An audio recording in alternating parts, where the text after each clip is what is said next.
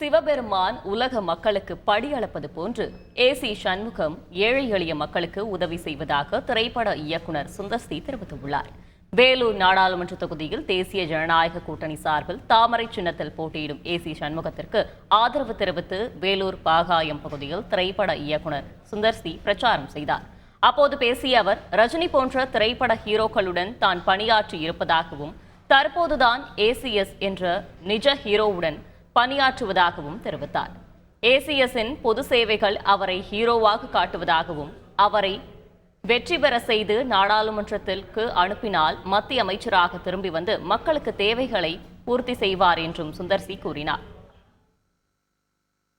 ஒவ்வொரு ஓட்டும் நம்ம பெரியவங்க நம்ம முன்னோர்கள் அவ்வளவு கஷ்டப்பட்டு நம்ம கொடுத்த ஓட்டு உரிமையை தயவு செஞ்சு வீணாக்காம, ஏன்னா மத்தியில அமைய போறது கண்டிப்பாக பிரதமர் நரேந்திர மோடி தலைமையிலான ஆட்சி.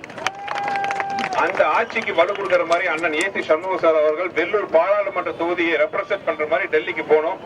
அதுக்கு அவர் போறதுக்கான வழி உங்க விரல்ல இருக்கு.